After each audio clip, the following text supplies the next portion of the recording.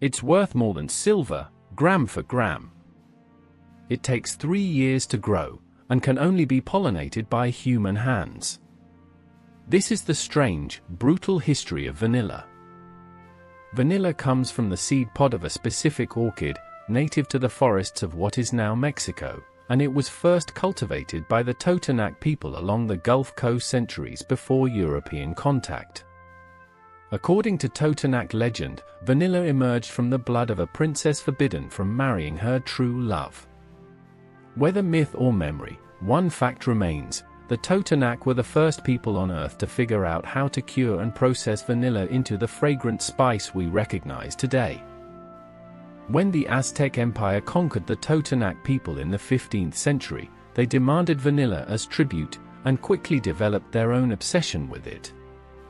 Aztec Emperor Moctezuma reportedly drank a chocolate beverage flavored with vanilla, a combination so prized it was reserved almost exclusively for royalty and nobility. Vanilla wasn't just a flavor in Aztec society.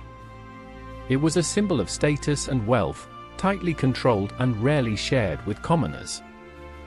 In 1520, Spanish conquistador Hernán Cortés encountered this vanilla chocolate drink during his conquest of the Aztec Empire, and brought both vanilla beans and cacao back to Spain.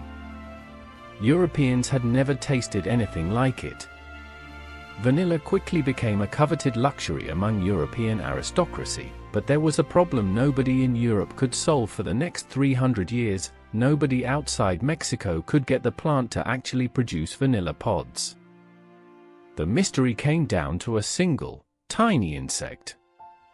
In its native Mexican habitat, vanilla orchids are pollinated almost exclusively by a specific species of native bee. European growers transplanted vanilla vines to colonies across Africa, Asia, and the Indian Ocean throughout the 1700s and 1800s, and the plants grew beautifully. They simply never produced any pods. Without that one specific pollinator, the flowers bloomed for a single day each year and then withered, completely unfertilized. The breakthrough came in 1841, on the French island colony of Réunion, from an extraordinarily unlikely source, a 12-year-old enslaved boy named Edmond Albius.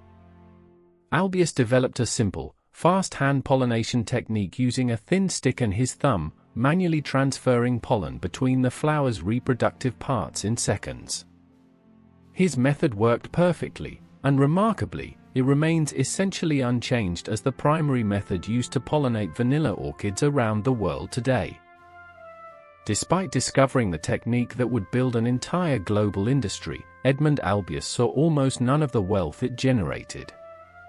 He remained enslaved until France abolished slavery in its colonies in 1848, and he died in poverty decades later, largely uncredited during his own lifetime for a discovery that transformed vanilla from an impossible-to-cultivate Mexican rarity into a spice grown successfully across the tropical world.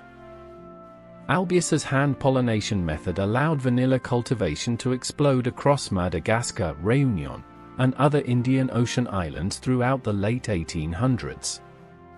By the early 1900s, Madagascar had emerged as the world's dominant vanilla producer, a position the island nation still holds today, supplying a significant majority of the global vanilla market from small-scale farms scattered across its countryside. But Albius's technique never solved vanilla's fundamental problem. It remained incredibly labor-intensive. Every single flower must be hand-pollinated within hours of blooming. Pods take up to 9 months to mature after pollination, and the curing process afterward can take several more months of careful drying and fermentation. Real vanilla remains one of the most labor-demanding spices on Earth, a fact that keeps its price extraordinarily high even in the modern era. This intense scarcity has made vanilla a target for serious crime.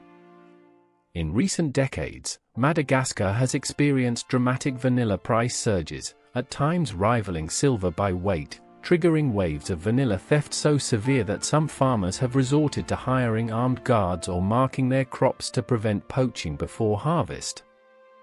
Vanilla vigilante violence has even been documented in rural Madagascar, driven by desperation over a crop worth stealing. From a Totonac legend of forbidden love, to Aztec emperors sipping vanilla chocolate, to a 12-year-old enslaved boy whose forgotten technique built a global industry, vanilla's history is far stranger and darker than its sweet, familiar scent suggests. It remains one of the most labor-intensive crops on Earth, still hand-pollinated exactly the way Edmond Albius discovered nearly 200 years ago. The next time you smell vanilla, remember, someone's hands touched every single flower that made it possible.